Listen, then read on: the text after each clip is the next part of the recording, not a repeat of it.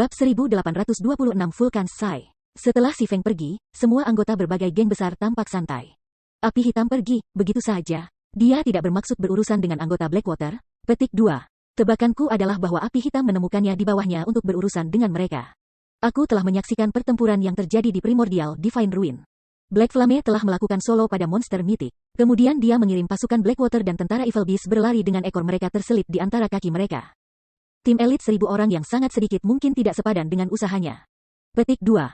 Api hitam terlalu kuat. Kehadirannya saja sudah cukup untuk membuat berbagai guild besar menyusut ketakutan. Tidak heran mengapa Black Flame diakui sebagai ahli nomor 1 Star Moon Kingdom. Dia jauh lebih kuat dari para pakar puncak terkenal itu. Petik 2. Tim petualang yang menonton dari jarak dekat terkejut ketika mereka melihat berbagai pemain guild yang menyaksikan konvoi yang berangkat dengan hati-hati. Mereka tidak pernah berpikir bahwa kehadiran pemain tunggal akan cukup untuk mencegah begitu banyak pemain guild. Mereka semua telah mendengar banyak desas-desus tentang Black Flame, tetapi mereka menganggap desas-desus itu lelucon dan pernyataan tak berdasar. Namun, mereka hanya memperlakukan rumor itu sebagai lelucon dan pernyataan tidak berdasar. Namun, setelah melihat pria itu secara langsung hari ini, mereka akhirnya mengerti bahwa rumor itu sebenarnya benar. Faktanya, Black Flame bahkan lebih menakutkan daripada rumor yang membuatnya. Karena penemuan ini, banyak dari pemain independen ini, yang tidak tertarik untuk bergabung dengan persekutuan, mulai berpikir 2 kali. Mereka semua mempertimbangkan untuk bergabung dengan Zero Wing, terutama para pemain pendekar pedang. Ini terutama berlaku untuk pemain swordsman. Tanpa sepengetahuan Si Feng, tindakan kasualnya untuk menyelamatkan anggota Blackwater telah membuat banyak pemain independen di Kekaisaran Ore mempertimbangkan kembali posisi mereka untuk bergabung dengan persekutuannya. Pada saat yang sama, berita tentang penampilan Si Feng di Kekaisaran Bijih telah mencapai berbagai pemain kegelapan yang bersembunyi di Kekaisaran.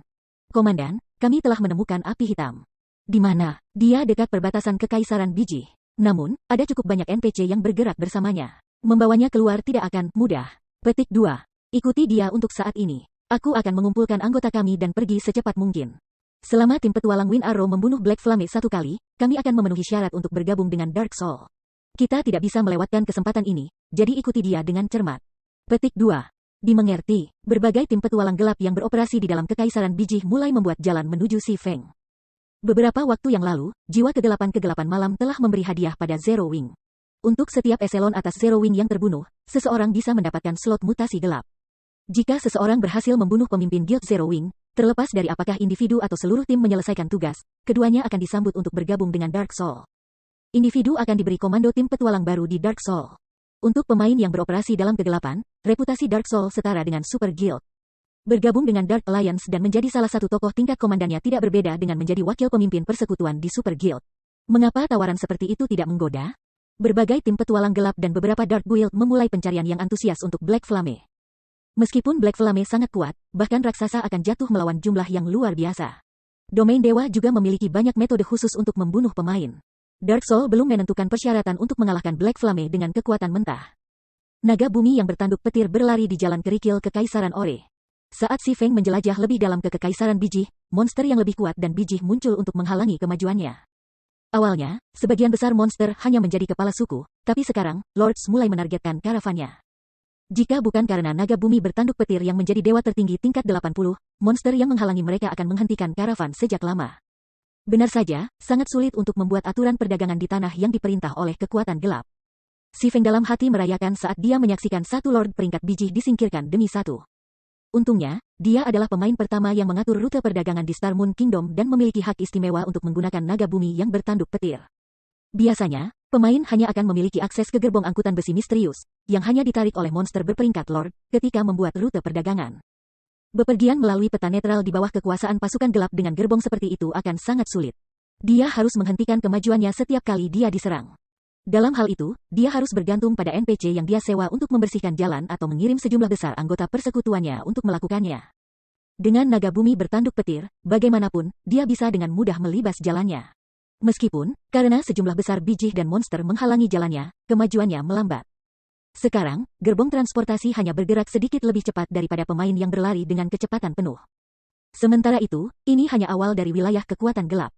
Saat Si Feng melakukan perjalanan lebih jauh ke dalam kekaisaran, dia akan menemui lebih banyak dan kuat bijih dan monster. Yang bahkan NPC tingkat 3 yang menyertainya akan memiliki masalah dengannya. Setelah sekitar 8 jam, Si Feng tiba di depan benteng bijih. Menurut peta sistem, benteng adalah titik akhir untuk rute perdagangan. Pencarian ini, apakah itu benar-benar ingin aku membangun arai sihir di dalam benteng? Ketika Si Feng menyaksikan orc yang berpatroli di dinding benteng, dia bertanya-tanya apakah dia salah membaca peta sistemnya. Ini tidak seperti Bijih yang dia hadapi di jalan sebelumnya. Dalam perjalanan ke sini, dia menghadapi orc liar atau patroli Bijih, tetapi Bijih ini adalah anggota pasukan terlatih Kekaisaran Bijih. Untungnya, karena pencariannya, benteng ini hanya memiliki sekitar 3.000 penjaga Bijih, jauh lebih sedikit dari biasanya. Sebagai imbalannya, level dan peringkat mereka telah meningkat secara signifikan. Sekarang, Bijih terlemah yang menjaga benteng itu adalah kepala suku, dengan mayoritas orc adalah tuan.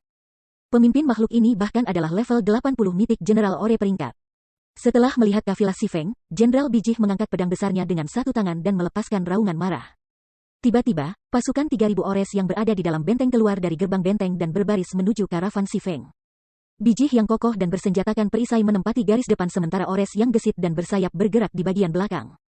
Pendekatan pasukan Bijih bahkan membuat NPC dengan Si Feng gugup. Si Feng bisa melihat lebih dari 100 lord besar peringkat ores dan lebih dari selusin Grand Lords. Kekuatan ini berada pada level yang sama sekali berbeda dari kontingen karavan. Ketika Si Feng bertanya-tanya apakah ada sesuatu yang salah, suara pemberitahuan sistem mencapai telinganya. Sistem, kamu telah memicu Epic Red Root Quest, ambisi Raja Ore. Kamu dapat memilih untuk menerima atau meninggalkan pencarian ini.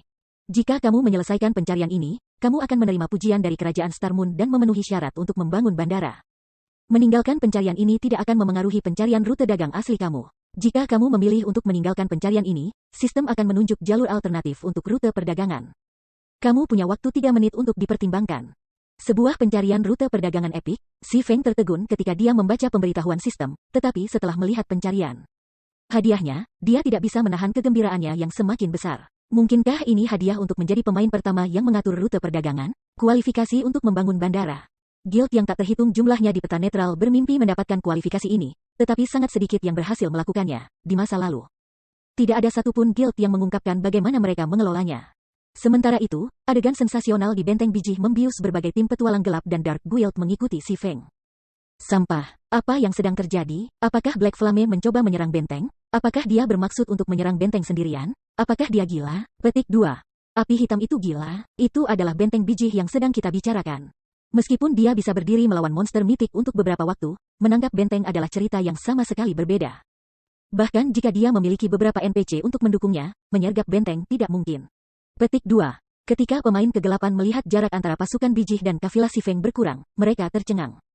Mereka telah menyaksikan banyak persekutuan mencoba untuk menyerang salah satu benteng kekaisaran Bijih sebelumnya, tapi ini adalah pertama kalinya mereka melihat satu pemain mencoba. Komandan, apa yang harus kita lakukan? Haruskah kita menyerang Black Flame? Petik 2. Bijih ini terlalu berlevel tinggi. Selain itu, ada Bijih mitik di antara mereka. Jika kita menyerang dengan sembarangan, kita mungkin akan terseret ke dalam pertarungan. Mari kita tunggu. Itu tidak akan terlambat untuk mengambil tindakan begitu pasukan Bijih mendorong api hitam dan NPC-nya kembali. Petik 2. Semua tim petualang gelap dan Dark Guild yang mengikuti Si Feng mengambil keputusan yang sama. Sementara itu, ketika tentara Bijih mendekati karavan, Si Feng dan NPC-nya bersiap untuk berperang. Mari kita coba, Si Feng memutuskan setelah menganalisis kekuatan tempurnya saat ini dan tantangannya. Pencarian itu hanya menyebutkan bahwa dia perlu membuat arai sihir di benteng, bukan menangkap benteng.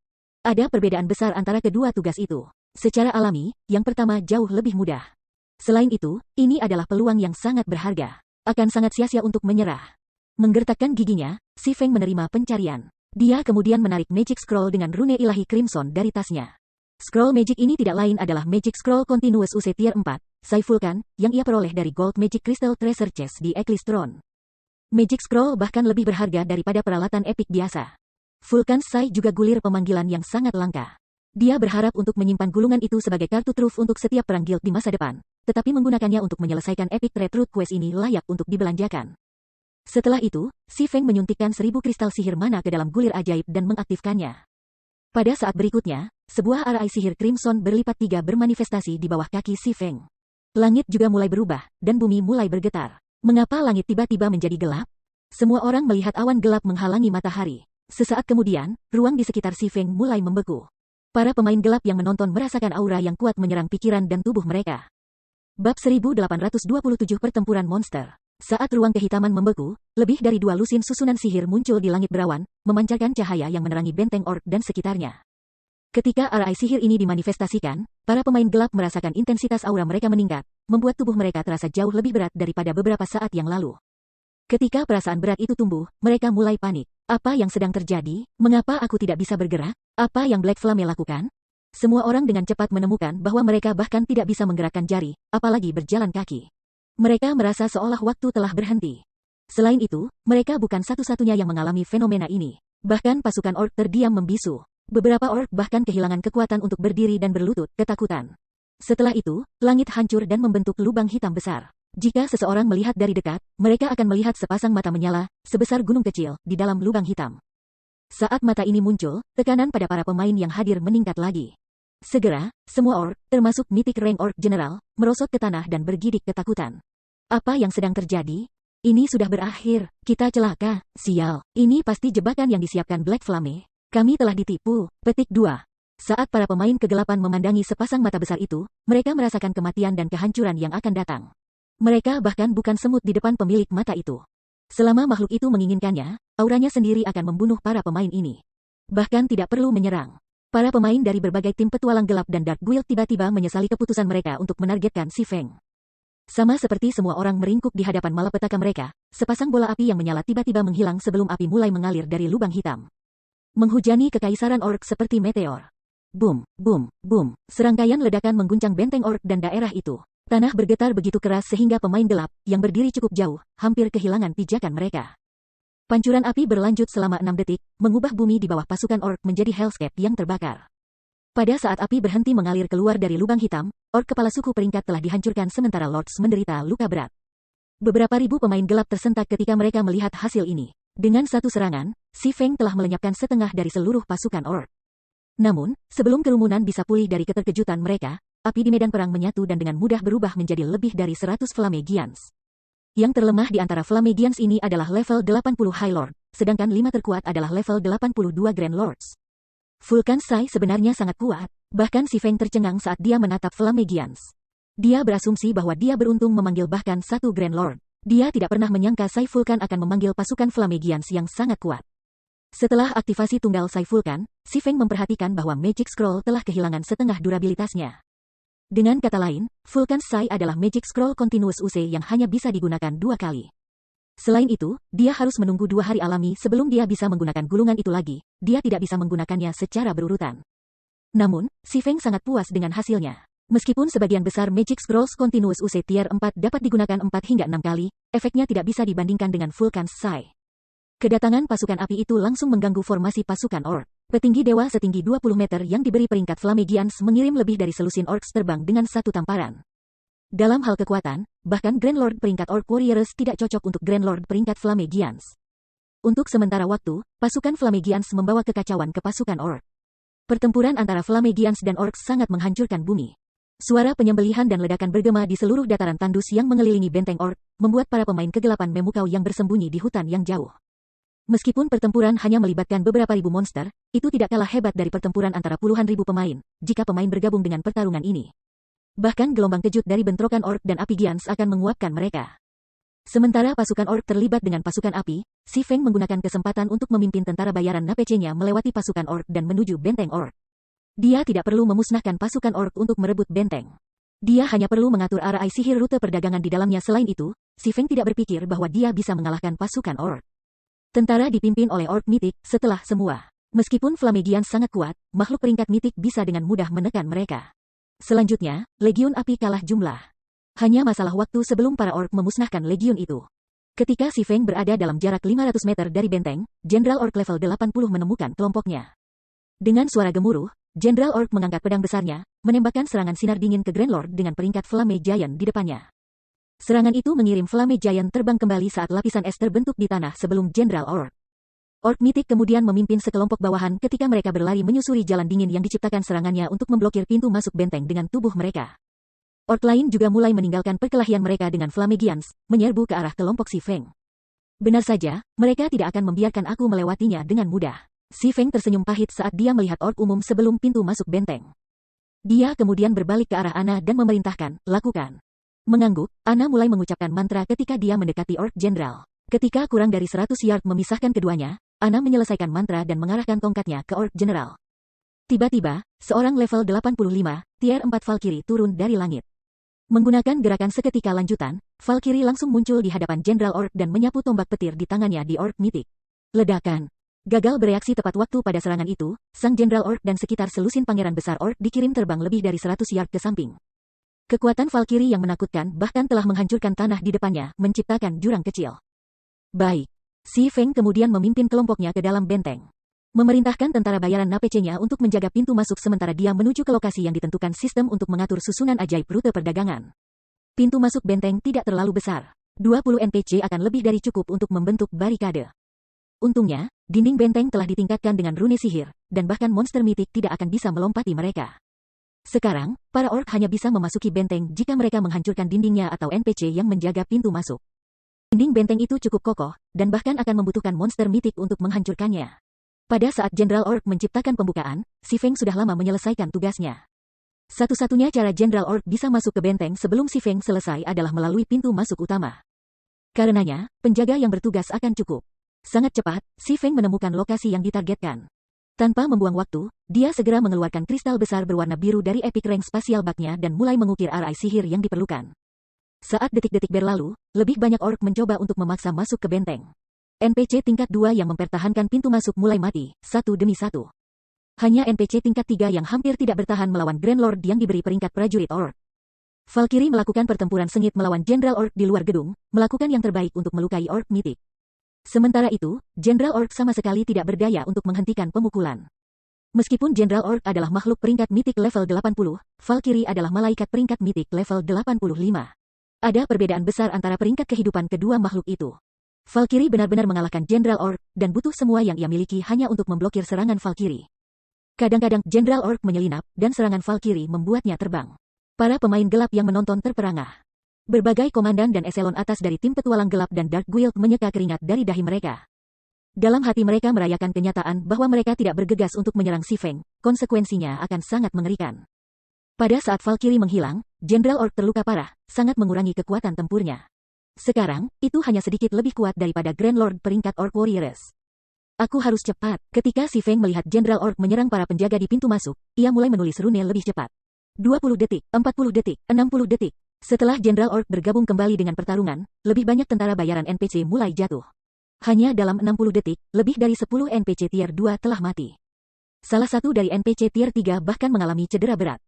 Ketika ada kurang dari 30 tentara bayaran NPC yang tersisa, Jenderal Orc menggunakan skill yang kuat dan dibebankan melewati blokade.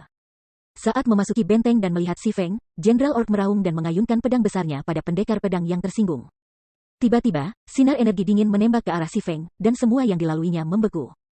Saat menulis arai ajaib, si Feng tidak bisa bergerak tanpa membatalkan proses prasasti. Dia harus memulai dari awal lagi. Oleh karena itu, si Feng tidak punya pilihan selain mengaktifkan pertahanan absolut. Setelah sinar energi menghilang, semuanya kecuali lingkungan sekitar si Feng langsung membeku. Ketika Jenderal Orc melihat bahwa si Feng telah selamat, itu semakin marah. Itu dibebankan pada si Feng, mengacungkan pedang besarnya. Terlepas dari kenyataan bahwa kekuatan serangan Jenderal Orc menghancurkan tanah di sekitarnya, si Feng tetap tidak terluka. Namun, jantungnya berdegup kencang dengan energi gugup, bukannya merasa lega. Tepat ketika durasi absolut domain akan berakhir, kristal biru di tangan si Feng tiba-tiba menyala. Dia akhirnya selesai menulis arai sihir. Pergi, si Feng mendorong kristal ke tanah di depannya. Saat kristal menyatu dengan tanah, arai sihir muncul di bawah kaki si Feng. Melihat ini, si Feng mengaktifkan Heavenly Dragon's Power, atribut-atributnya meroket. Enyahlah, teriak si Feng sambil mengayunkan membunuh Rai di orc umum. Selas petir. Sebuah petir biru menghantam orc jenderal, dan seperti bola meriam, makhluk itu terbang mundur, hanya berhenti ketika menabrak dinding di dekatnya. Dengan menggunakan kesempatan ini, Ana menyuruh 10 Rock Guardians-nya membentuk larik sihir di sekitar Orc General, menjebak Mythic Orc. Sementara itu, si Feng mengeluarkan beberapa kristal kecil untuk sentuhan akhir arai sihir. Karena si Feng sekarang sangat akrab dengan prosesnya, dia hanya perlu 10 detik untuk menyelesaikan arai. Ketika arai sihir selesai, riak cahaya biru menyelimuti benteng perang. Sesaat kemudian, serangkaian pemberitahuan sistem mencapai telinga si Feng. Bab 1828 Manajer Lanjutan. Sistem, selamat. Kamu telah menyelesaikan Epic Trade Route Quest, Ambisi Raja Orc. Reputasi bintang bulan yang menyenangkan plus 100, plus 50% EXP dari level saat ini, dan satu pesanan bangunan bandara Star Moon Kingdom. Pengumuman sistem wilayah Kekaisaran Orc, selamat kepada kota Silverwing Zerowing karena telah menjadi kota pertama di Kekaisaran Orc yang mengatur rute perdagangan. Menghargai 10.000 poin popularitas ke kota Silverwing dan satu desain perusahaan transportasi. Pengumuman sistem bergema 3 kali di telinga setiap pemain dalam Kekaisaran Orc. Mengatur rute perdagangan, apa itu? Itu harus menjadi sesuatu yang bisa memancing lebih banyak pedagang NPC. Jika itu benar, bukankah itu berarti kita bisa mendapatkan item yang lebih langka dari NPC kota Silverwing sekarang? Zero Wing benar-benar luar biasa. Kota Silverwing baru saja dipromosikan menjadi kota menengah. Sekarang, Zero Wing bahkan telah berhasil mengatur rute perdagangan untuk itu. Kekaisaran Orc pasti akan jatuh di bawah kekuasaan Zero Wing di masa depan. Petik 2. Itu sudah pasti. Sebelumnya, pasukan Evil Beast sudah tidak berdaya melawan Zero Wing. Dengan seberapa cepat Silverwing Town berkembang sekarang, aku percaya itu akan melampaui kota batu kuno tidak lama lagi. Petik 2. Akan lebih bagus jika itu masalahnya. Jika Silverwing Town benar-benar melampaui kota batu kuno, kami tidak perlu khawatir akan disergap oleh pemain gelap ketika menggiling di wilayah luar Kekaisaran Orc. Petik 2. Para pemain yang bergerak di Kekaisaran Orc segera memulai diskusi tentang Zero Wing. Mereka semua memiliki pandangan optimis tentang masa depan Zero Wing. Pada saat yang sama, mereka juga berharap bahwa kota Silverwing dapat berkembang dengan cepat. Untuk beberapa alasan, kota batu kuno sebenarnya telah menjadi kiblat bagi kekuatan gelap. Sejumlah besar pemain gelap saat ini berkumpul di sana. Karena Ancient Rock City terletak di area dalam Kekaisaran Orc, bidang kegiatan utama para pemain gelap meliputi area dalam Kekaisaran Orc dan batas antara area dalam dan luar. Akibatnya, para pemain independen yang mencoba menggiling dan melakukan pencarian di area ini sering diserang oleh pemain gelap. Adapun Silverwing Town, yang merupakan kota terdekat dengan Ancient Rock City, sementara itu bisa dianggap sebagai kiblat bagi pemain normal seperti mereka. Karena kota ini hanya dapat menampung jumlah orang yang sangat terbatas, tidak banyak pemain berkumpul di sekitar kota. Oleh karena itu, jumlah pemain normal yang beroperasi di sekitar kota Silverwing relatif rendah. Jauh dari cukup untuk bersaing dengan pemain gelap yang beroperasi di sekitar kota batu kuno. Namun, jika Silverwing Town dikembangkan lebih lanjut, jumlah pemain yang berkumpul di kota juga akan meningkat. Masuknya pemain normal secara alami akan menimbulkan efek jera bagi pemain gelap. Paling tidak, mereka akan menahan diri untuk tidak berani meluncurkan serangan dalam jumlah besar. Meskipun berita tentang kota Silverwing yang mengatur rute perdagangan membawa kegembiraan bagi para pemain independen yang beroperasi di dalam Kekaisaran Orc. Ekspresi suram muncul di wajah berbagai eselon atas kekuatan utama ketika mereka menerima berita ini. Pada titik ini, jumlah pemain yang bersedia beroperasi dalam Kekaisaran Orc sudah memuncak. Dengan kata lain, populasi pemain dalam Kekaisaran Orc tidak akan meningkat secara signifikan seperti sebelumnya. Sementara itu, berbagai kekuatan utama yang telah merebut sebuah kota di dalam Kekaisaran Bijih semua perlu memikat lebih banyak pemain ke kota mereka untuk mengembangkan kota mereka. Namun, jika sebagian besar pemain yang beroperasi di dalam Kekaisaran menuju ke kota Silverwing, bagaimana kekuatan utama ini seharusnya mengembangkan kota persekutuan mereka sendiri? Win, dengan perkembangan baru-baru ini, kota batu kuno yang kamu kelola berada dalam masa yang sulit. Falling Fire, yang memegang staf Crimson Crystal, mengatakan ketika ia mendengar pengumuman sistem terbaru. Seringai muncul di wajahnya ketika dia berbalik untuk melihat level 55, tier 2 berserker berdiri di sampingnya. Untuk memulainya, kami hanya bergandengan tangan dengan pemain gelap untuk menggunakan kekuatan mereka untuk mengurangi Zero Wing. Perubahan ini tidak akan merugikan kuil Dewa Jahat, Wind Hunter berkata dengan acuh tak acuh. Selain itu, tidak peduli bagaimana Zero Wing mengembangkan kota Silverwing, itu sudah terlambat. Apakah kamu tidak setuju? Petik 2. Memang, sementara Black Flame Zero Wing memang sangat menakutkan, sayangnya baginya, persekutuan tidak bisa menjadi kuat hanya dengan mengandalkan satu orang. Pada akhirnya, perang antara persekutuan ditentukan oleh kekuatan finansial dan fondasi yang dimiliki kedua belah pihak, Falling Fire berkata ketika dia melihat Crimson Flame Fortress, yang susunan sihir pertahanannya telah hancur. Kami akan membiarkan Zero Wing mempertahankan kesombongannya untuk saat ini. Selama kita menangkap Crimson Flame Fortress, keberadaan Zero Wing akan berakhir. Petik 2. Crimson Flame Fortress adalah salah satu benteng paling penting di dalam wilayah dalam Kekaisaran Ore. Itu juga salah satu pusat transportasi yang relatif aman di Kekaisaran. Menangkap Crimson Flame Fortress akan sama dengan mengendalikan mayoritas pemain yang menuju ke regional dungeon or capital city. Jumlah koin dan sumber daya yang bisa mereka peroleh dari benteng akan dengan mudah melampaui jumlah itu dari kota batu kuno pada puncaknya. Pada saat yang sama, kendali mereka terhadap Crimson Flame Fortress pada dasarnya akan memungkinkan mereka untuk mencegah Zero Wing memasuki kota Orc. Ini akan membuat semua upaya Zero Wing di Kekaisaran Orc tidak berguna. Dalam jangka panjang, aliansi mereka akan tumbuh semakin kuat di Kekaisaran Orc, sedangkan Zero Wing akan melemah. Setelah mengumpulkan kekuatan yang cukup, mereka kemudian bisa merebut kota Silverwing dan menghancurkan Zero Wing, secara permanen menurunkan guild ke dalam sejarah. Di tempat lain, karena Si Feng menyelesaikan arai sihir pengusiran, pasukan Orc yang mencoba membunuhnya menjadi sasaran tekanan kuat dari arai sihir. Bahkan reaksi Jenderal Orc berubah lamban di bawah tekanan, memungkinkan pendekar pedang untuk menghindari serangan Jenderal Orc, meskipun nyaris. Sama seperti Si Feng mencoba memikirkan cara untuk melarikan diri. Serangkaian teriakan perang tiba-tiba datang dari luar benteng. Pada saat berikutnya, sepasukan NPC tiba-tiba muncul kira-kira 1000 yard jauhnya dari benteng dan menyerbu ke arah itu. Meskipun hanya ada 1000 NPC di pasukan ini, mereka semua sangat berlevel tinggi, setidaknya level 100. Dalam Guts Domain, level 50 adalah titik balik utama. Demikian juga, level 100 juga merupakan titik balik yang sangat penting. Level 100, level 2 NPC akan membuat karya pendek level 95 Great Lord. Sementara itu, di antara NPC yang berderap lebih, yang terlemah adalah level 100, level 2 NPC. Claude NPC yang memimpin serangan itu, bahkan adalah Kapten Ksatria tingkat 3 level 120. Meskipun Claude hanya tier 3, dia tidak berada di liga yang sama dengan NPC tier 3 biasa karena Claude sepenuhnya dilengkapi dalam peralatan epik. Tombak perak yang dia gunakan bahkan adalah senjata legendaris yang terfragmentasi. Kekuatan tempurnya tidak diragukan lagi di puncak tier 3. Dia bahkan bisa bertarung dengan monster mitik tier 4 biasa. Tak lama setelah NPC ini muncul, mereka dengan cepat melibatkan pasukan orc dalam pertempuran. Mengendarai di atas binatang bertanduk satu, Claude mengayunkan tombaknya ke orc warriors yang mencoba untuk memaksa masuk melalui pintu masuk. Tombak Claude berubah menjadi seberkas cahaya perak, merobek lubang saat menyapu para pejuang orc. Dua level 80 Grand Lord peringkat Orc Warriors pergi terbang. Sementara itu, Lord peringkat Orcs, yang terjebak dalam baku tembak, tewas di tempat. Dalam sekejap mata, Claude membuka jalan di pasukan Orc dan langsung menuju benteng. Bala bantuan, Si Feng gembira dan bingung dengan penampilan Claude. Dia tidak pernah berpikir bahwa sistem akan menyediakan layanan seperti itu setelah dia menyelesaikan pencariannya. Di mata level 120, level 3 NPC, level 80 Mythic General Orc peringkat tidak berbeda dari monster biasa dengan banyak HP. Claude mengirim Orc General terbang dengan setiap serangannya. Saat Claude dan Orc General bentrok, HP General Orc terus menurun. Ketika HP General Orc jatuh ke 50%, Mythic Orc melepaskan raungan frustrasi dan marah. Pada saat berikutnya, pasukan Orc yang bertempur mulai mundur. Adapun General Orc, itu juga, mundur ke atas tembok benteng, lalu melompat dan melarikan diri. Setelah pasukan Orc melarikan diri, Claude mendekati Si Feng. Lord Protector, terima kasih atas usahamu, kami dapat mengatur rute perdagangan penting ini. Mulai sekarang dan seterusnya, pasukan kerajaan Star Moon akan mengelola tempat ini untuk memastikan keamanan jalur perdagangan. Sementara itu, karena kamu adalah pelopor rute perdagangan ini, apakah kamu bersedia membayar 60.000 emas untuk memperbaiki benteng batu rahasia ini dan menjadi manajer mahirnya? Petik 2. Bab 1829 Benteng Batu Rahasia. Manajer lanjutan, Si Feng sangat gembira setelah mendengar kata-kata Claude. Di Guts Domain, menjadi manajer kota benteng sama dengan menjadi bangsawan kota atau kota NPC. Pemain akan mendapatkan wewenang untuk mengelola sebagian dari toko di kota benteng dan akan dapat menentukan arah pengembangannya. Namun, kota benteng NPC tidak hanya memiliki satu manajer. Sama seperti Pulau Guntur, mungkin ada beberapa manajer yang mengawasi kota benteng tunggal.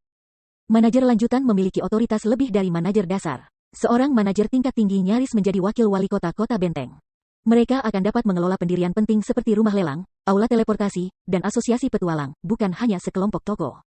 Meskipun menjadi manajer tingkat lanjut lebih rendah daripada menduduki kota benteng sepenuhnya, karena kota benteng NPC akan sebagian dioperasikan dan dijaga oleh NPC, kecuali situasi khusus.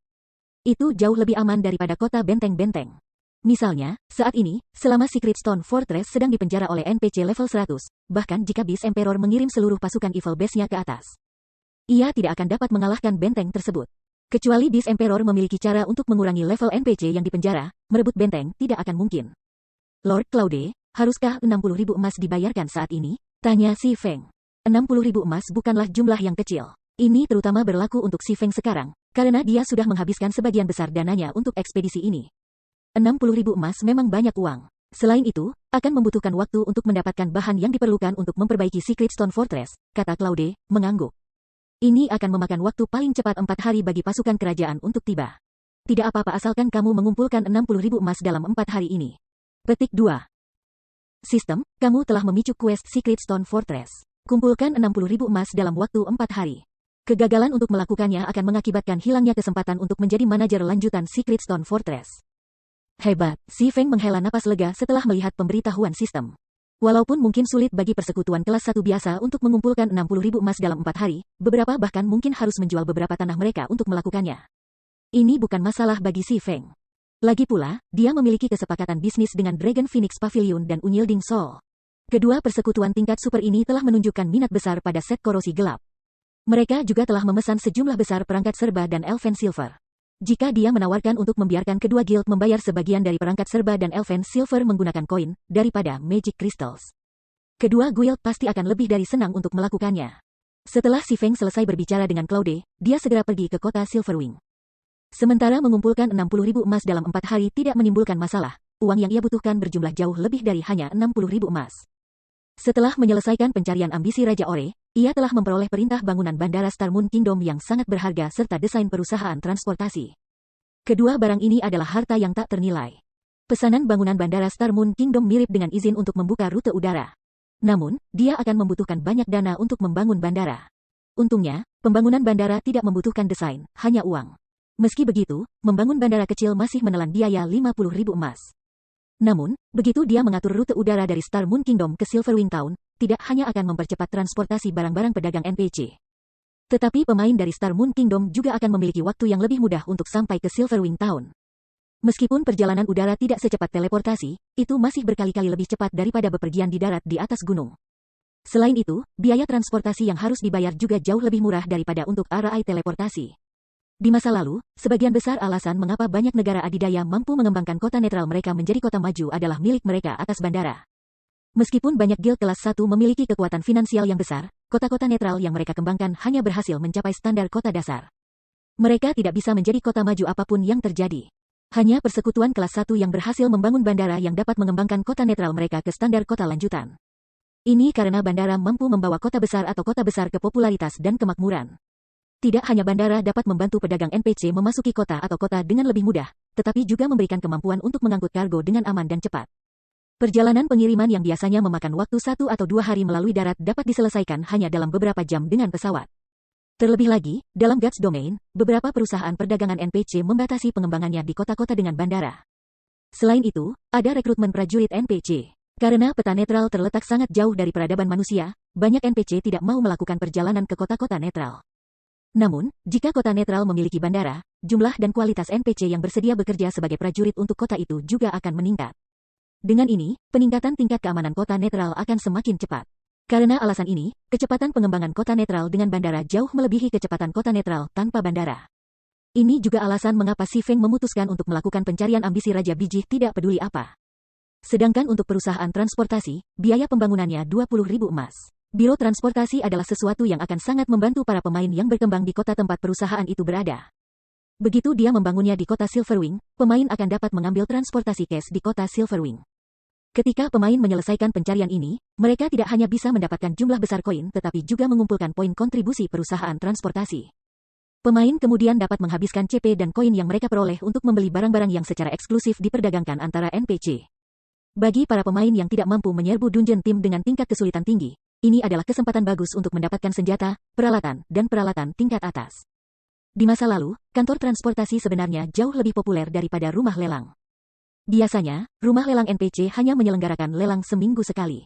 Namun, perusahaan transportasi akan menyimpan barang-barang baru setiap hari. Selain itu, semakin makmur kota atau kota yang menjadi basis perusahaan transportasi, semakin baik kualitas barang yang dijual. Oleh karena itu, di masa lalu, setiap kota guild atau kota yang menampung kantor transportasi telah menjadi tanah suci bagi pemain independen. Sementara itu, bandara dan kantor transportasi akan saling melengkapi. Jika dia bisa membangun keduanya di kota Silverwing sekarang, dia mungkin bahkan tidak perlu sebulan untuk meningkatkan kota Silverwing di kota lanjutan. Namun, membangun dua konstruksi ini akan membutuhkan jumlah koin yang sangat banyak. Karena itu, dia perlu mengambil tindakan secepat mungkin. Saat Si Feng keluar dari Secret Stone Fortress, anggota dari berbagai tim petualang gelap dan Dark Guild segera mengalihkan pandangan mereka kepadanya. "Komandan, haruskah kita pindah sekarang?" tanya seorang asasin level 54, menjilat bibirnya ketika dia berbalik untuk melihat level 54, tier 2 Ranger berdiri di sampingnya. Tim petualang lain dan persekutuan tampaknya bersiap-siap untuk mengambil tindakan juga. Setelah pertempuran dengan Bijih berakhir, NPC yang mengikuti Si Feng juga telah menghilang. Berbagai pemain gelap yang bersembunyi di hutan tumbuh gelisah pada perkembangan ini.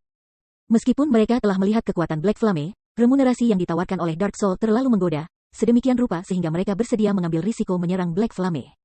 Lagi pula, selama mereka berhasil, apa yang menanti mereka adalah kehidupan kemuliaan dan keamanan finansial. Bab 1830 Retret mengejutkan. Mendengar kata-kata asasin, para pemain lain yang tergabung dalam tim petualang gelap yang sama mulai melihat sekeliling dengan rasa ingin tahu. Seperti yang dikatakan asasin, tim petualang mereka bukanlah satu-satunya yang mengambil tindakan. Anggota dari dua lusin tim petualang lainnya dan beberapa Dark Guild di sekitar mereka juga sudah mulai menyelinap lebih dekat ke Si Feng. Sudah jelas bahwa tim petualang gelap dan persekutuan gelap ini semakin tidak sabar. Di domain dewa, kekuatan gelap terus-menerus tertindas. Selama tahap awal permainan, pemain yang tergabung dalam kekuatan gelap memiliki waktu yang jauh lebih sulit didapat daripada pemain normal. Bagaimanapun, kekuatan gelap masih tidak mampu bersaing melawan berbagai kerajaan dan kekaisaran saat ini. Sementara itu, tim petualang gelap dan Dark Guild dengan potensi untuk menjadi negara adidaya sangat jarang. Kondisi untuk bergabung dengan satu kekuatan seperti itu sangat ketat. Kekuatan seperti jiwa kegelapan, yang sekuat kekuatan super dan juga menawarkan kepada anggotanya kebebasan sebuah tim petualang, bahkan lebih jarang. Bergabung dengan Dark Soul pasti akan membawa banyak manfaat bagi perkembangan masa depan mereka. Mereka juga tidak perlu khawatir akan diburu hanya karena mereka membunuh anggota guild tertentu. Selain itu, mereka bisa menggiling di peta sumber daya tinggi yang ditempati oleh Dark Soul dan tidak berhasil di peta miskin. Komandan, Assassin tidak bisa membantu tetapi memanggil tier 2 Ranger yang diam sekali lagi. Jika kita tidak bergerak sekarang, aku khawatir kita akan kehilangan kesempatan ini untuk tim petualang lainnya. Baik, 1 sen, 1 pound. Bahkan jika kita gagal, paling buruk, kita akan kehilangan 1 level. Jika kita berhasil, kita akan menjadi anggota jiwa kegelapan di masa depan dan langsung bergabung dengan jajaran atas kekuatan kegelapan. Pria kasar itu membawa busur besar kristal yang indah. Sambil mengangguk, sedikit niat membunuh melintas di matanya saat dia melihat si Feng. Pemain gelap memiliki waktu yang jauh lebih sulit daripada pemain normal. Kesulitan mencari dukungan yang kuat untuk diandalkan sebagai pemain gelap juga jauh lebih besar dari apa yang dihadapi pemain normal ketika mencoba bergabung dengan berbagai negara adidaya. Sekarang ada kesempatan untuk bergabung dengan Dark Soul, bagaimana dia bisa membiarkan kesempatan ini pergi? Ketika dua lusin anggota tim petualang mendengar kata-kata komandan mereka segera mengungkapkan ekspresi yang sengit. Mereka kemudian mengikuti komandan mereka dan perlahan-lahan beringsut menuju si Feng. Pada saat ini, selain dari tim petualang yang satu ini, beberapa ribu pemain kegelapan lainnya yang bersembunyi di hutan juga memasuki kondisi siap tempur. Beberapa assassins tersembunyi bahkan sudah dalam jarak 200 yard dari si Feng. Api hitam memiliki banyak cara untuk melarikan diri. Kita jangan biarkan dia pergi dari kita. Pertama, bentuk pengepungan di sekelilingnya. Kemudian, gunakan War Bondage untuk menjebaknya di sini. Setelah pertempuran dimulai, gunakan keterampilan membungkam kamu padanya segera. Kita harus menghabisinya di pertukaran pertama. Level 54, Assassin Tier 2 berpakaian jubah abu-abu gelap berkata kepada 30 plus assassin di sekitarnya melalui obrolan tim. Selama kita membunuh Black Flame, semua orang di Guild Poison Blade kita akan bergabung dengan Dark Soul. Lalu, kita akan bisa hidup seperti raja di kekaisaran malam gelap. Kami tidak perlu takut bahkan pada guild tingkat pertama. Petik 2. Ketika pemimpin mereka mengatakan itu, mata dari level 53 dan level 54 Assassins 30 plus bersinar dengan kegembiraan.